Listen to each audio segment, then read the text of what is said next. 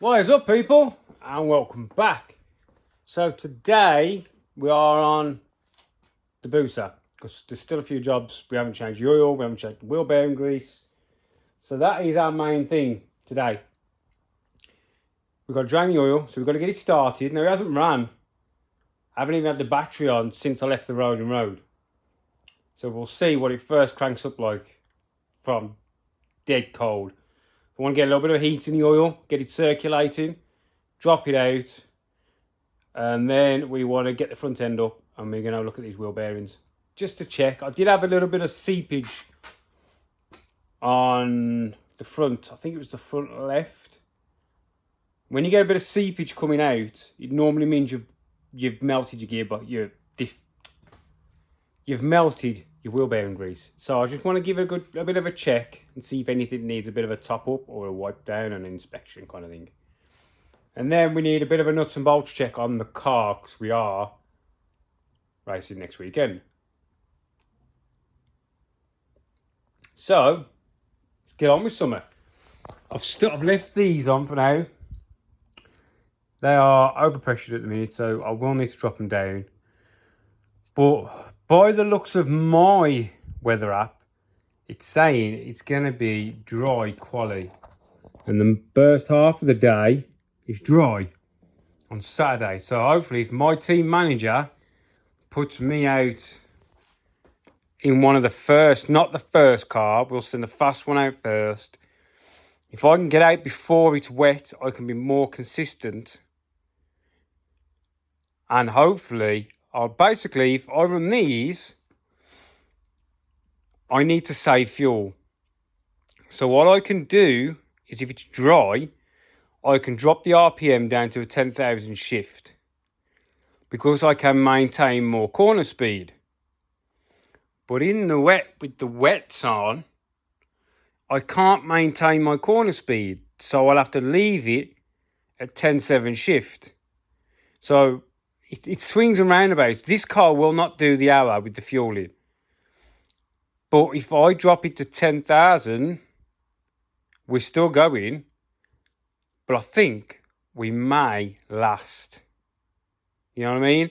So drop it to 10k, run in the dry, corner like I'm on fucking steroids, rather than going slower in the wet with the wets on. But I've got more chance of doing the 60 minutes because you don't use as much fuel with the wets on. Can you see? It's a bit of a conundrum, isn't it? But this is where the team manager has got to place us right. But I don't know the team manager. I don't know Gordon. I know the person who owns the team we're racing for, but I don't know the team manager. He probably never seen this car. So they know my lap time round Silverstone. They know my fuel load. And we're trying to manage the situation. But if all else fails, by the looks of it, I'm going to have a radio in the car. If I break down, run out of fuel, all I have to do is get off the track as quick as I can, get out the car, hit the button, I'm down, and they can send the next car out. There cannot be two cars on track at once. So I have to be off the track, fly out the car, send the next car, and it's gone, and we haven't lost any time. Do you know what I mean? It's very tricky. The 32 litres may last. This car may only use half a litre a minute. We don't know. So when we go out for quali, we're going to go out full, hopefully in the dry, and I'm going to go bat shit, and we're going to do a set time, come in, and look how much fuel we put back in the tank. Then we can work out exactly what times I can run. And also our lap time, we'll be able to then work out my handicap. I'll have a handicap. A handicap is when you are slower than the faster cars. So for each, they do one lap in half the time I do a lap. So one of my laps classes as 2 laps, if you understand what I mean. So they have to work out your handicap. It's not a race, it's a relay race. So it's not about I am first, I'm in front of him. It's about what's on the clock, what's on the screen, where are we? You've got to use your handicap to your advantage. Sometimes it's better to send out a slower car than a faster car. But if you send me out in the rain, we're going to be... I haven't got much experience in the rain. Don't get me wrong, it was fun as fuck. But there's 5 other drivers in my group. There's 70 race teams. And there's 6 cars in each team. So we're only as strong as the weakest link. So I have to make sure this thing stays on track. And yeah. Do you know what I mean? Right, so anyway, enough of the jibber jabber. I've got my wets out. I've aired them up. They are still, honestly, I mean, look at this wash. Hang on. See how soft they are? Super soft. So these, I've got loads of meat on them. I think maybe I was running the pressures too low the last time I was out. So this time I'm going to run them higher. Plus, I have brought that tyre pressure monitoring system for those wets.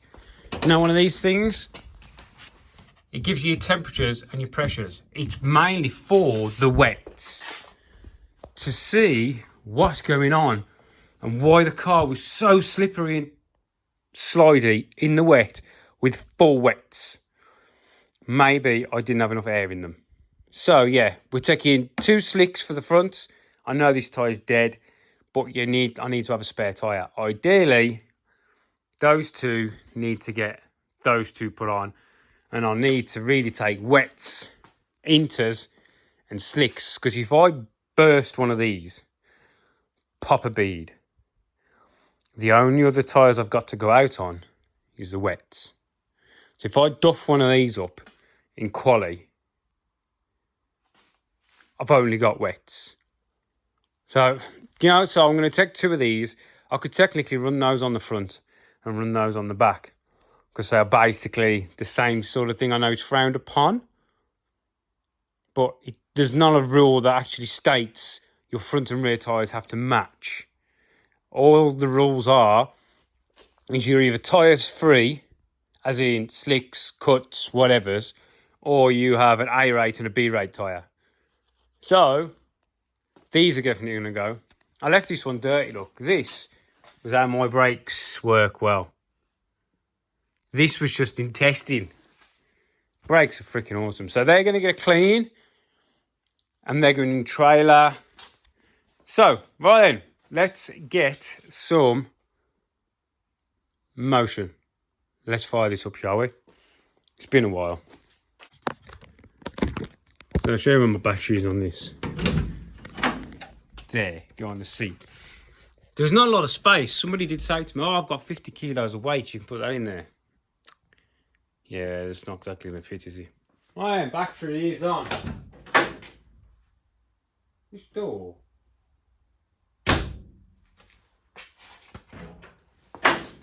Need to stay open. Put that in there. Go. See what happens. She should fire into life.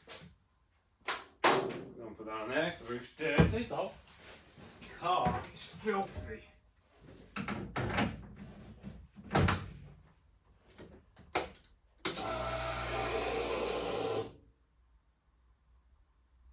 We're 11 degrees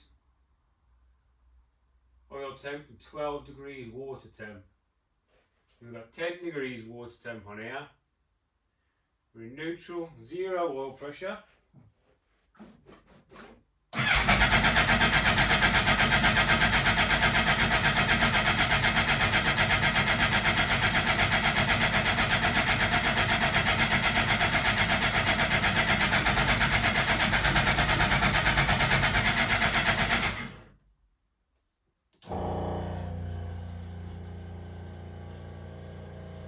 That's not exciting filming, does it?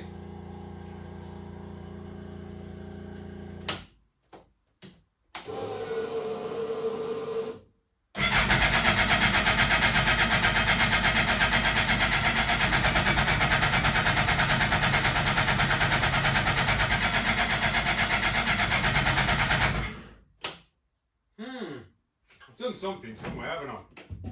Yeah, should we have a look? Because it normally fires on faster than that, people. Ah! I retaped this balloon, didn't I? And I haven't plugged the crank sensor back in. What a ding dong. Where's the bloody plug gone? That's that, that's that. Here it is, yes. It would help if the crank sensor was plugged in, wouldn't it? Now, we have crank sensor. What a donut.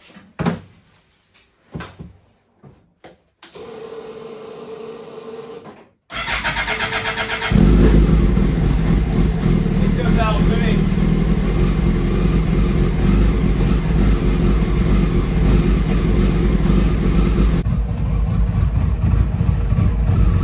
Water and oil. Water's on the bottom, oil's on the top. Oil PSI 66.8, that's not too bad. Water temp's coming up on here. This is engine water temp at the head. That is going into the radiator. Yeah, so we're always going to be a bit warmer in the cylinder head than we are what's going into the radiator, not what's coming out. Yeah, that's about it. There is other stuff on this dash, but I don't know how it's working. Data logger's doing whatever it's doing. Fuel pump on. So what I normally do with this car is I'll let the engine warm up before I turn the water pump on. I think the idle might need to turn up a touch.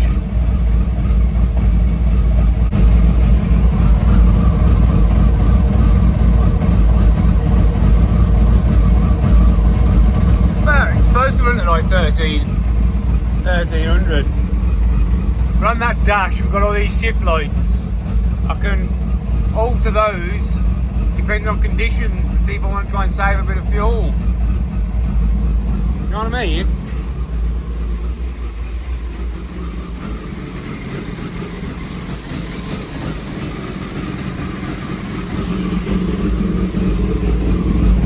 A bit of water.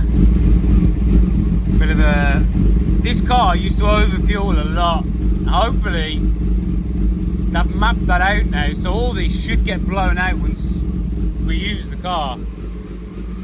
Because now we set it up using the O2 bung in the exhaust there, where before we didn't have that, so we had to put the thing up there and it kept blowing it out. So now we should run cleaner. Technically we should use less fuel. Well then, we're going to let this warm up and then get the oil out of it.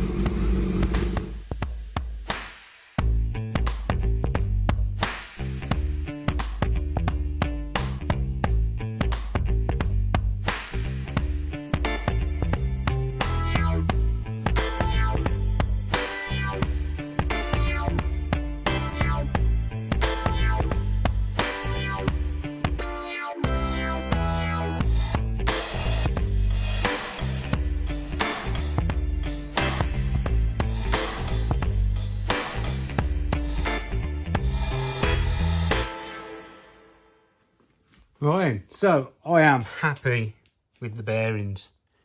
You can still see the polishing marks. Because these are Timkins, they are matched. You see how they've got the engraved thing?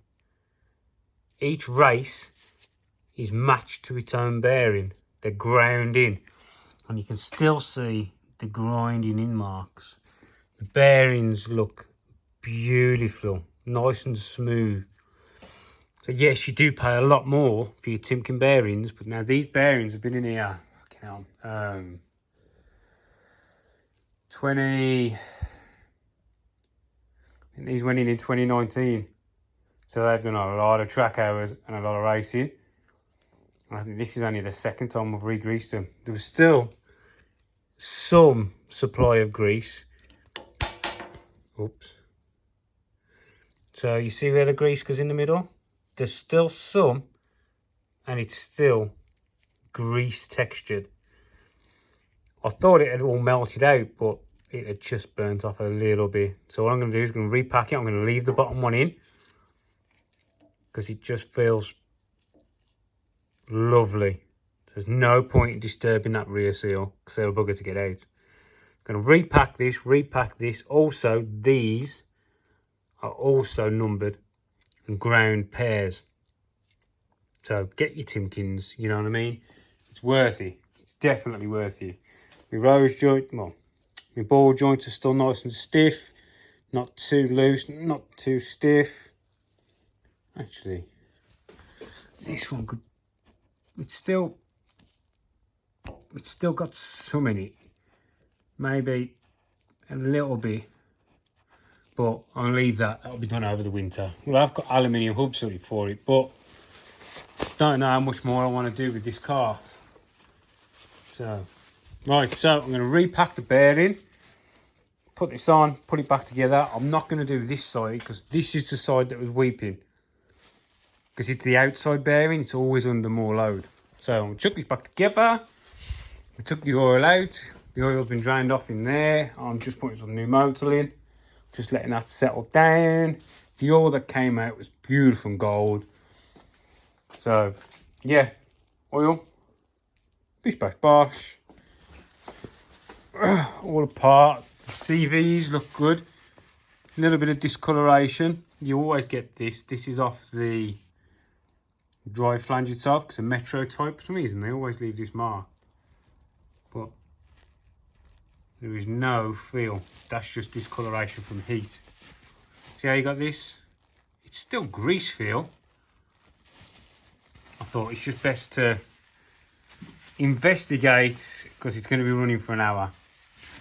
I know that ball joint, that rose joint there, has got play in it. But I'm going to leave it. I've got two new ones, two heavy duty ones. I'll show you. That's a CAD one. A CAD sell, yeah. I don't think they're in here. I think they're in the house. Let me go and get them. Right, so these are the ones that I use from McGill Motorsport. These are super heavy duty, which is what should come. These are what you get with like the CAD stuff and that. I mean, just look how thin they are compared to the super heavy. Now you get these ones because these ones are twice as expensive as these ones. That's why you get these ones. But this one itself probably did two races, I think, in a track day. It's fucked. Basically, you can see how loose it is. What happens with these is they stretch. This part and this part, they stretch in that direction. So, you can't hear it, but there's play. So I stopped buying them off CAD and go straight to McGill Motorsport and buy their super heavy duty. So I've got two new ones of those to go on the car. But the one that's got on there now has got play in it, but I'm not going to do a full geometry setup for this one race because then the car's coming off the road anyway. So, yeah, these are what I use. McGill Motorsport. If you go on eBay, put in McGill Motorsport, click on one of their items, and click on their actual selling page, go more items. They have got everything on there. These turnbuckles, everything. McGill Motorsport sell really good stuff. So yeah, super heavy duty. I think these are just the heavy duty, which to be honest, they're not. They're probably light duty to my eyes. But yeah, anyway, McGill Motorsport all day long. There you go.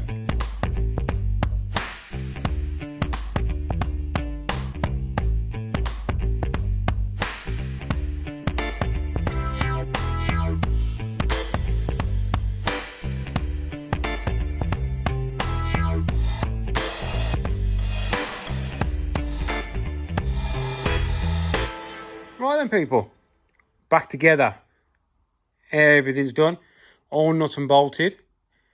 We've also put some new sealer up here because it was leaking through water and I'm guessing we're going to get wet. So we resealed that. No bolt check. The old oil's out. I mean, I say it's old. It wasn't exactly old, was it?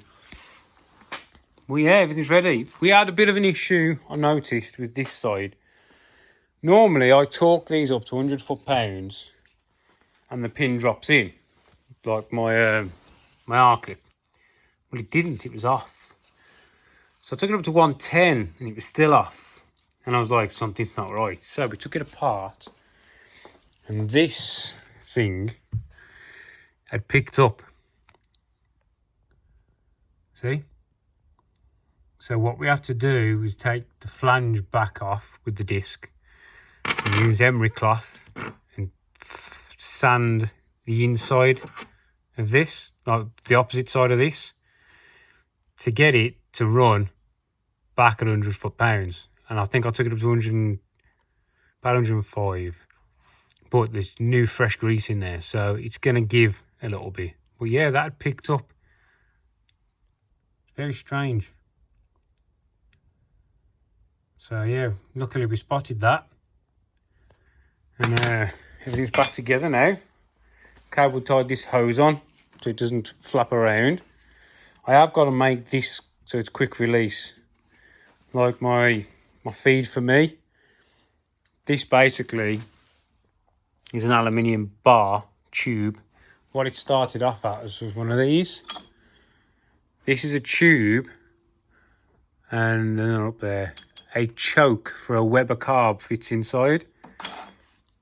So I made one of them, glued this hose in, and on the front end of my car is the corresponding end. That is the actual choke. It's a 38 choke for a Weber. And it just slots in, perfect fit. Air direct onto me. The other one goes in the headlight. So yeah, that's that bit done. Now I've ordered a light bar. We need lights. So I've ordered a 20-inch light bar. And I will either fix it under the bumper, to the bumper, somewhere on the front of the car. Got to run the wiring kit, which I've brought as well, in the car. It's only in case they require the lights. So that is something I just have to buy. To be honest, it could do with lights being put back in the car anyway. The only reason this car isn't on the road, because it's actually got a logbook, it's actually a registered car, is I only had slicks. Well, technically these tyres are road legal. That's why I took the light wiring back out for the front and the indicators, because I weren't using it. I could put this on the road. Just to let you know. All I'd have to do is re-plug in the headlight loom, the indicator loom, all the looms there into the back lights. It's just removed from the front. Here's the indicator stuff. See? So everything's still here, just knocking about. Right, so that's that done. That's that done. The wheels are done. Nut and bolt. I need to nut and bolt check the rear end. Subframe mounts. Man, we're nearly there, people. We are nearly there. The bearings were just really nice, so I didn't touch the other side. Right, there we go. Quick race prep-ish. It definitely is a freaking wash. Definitely. Right, we are nearly ready. I'll catch you in the next one, people. Thanks for watching.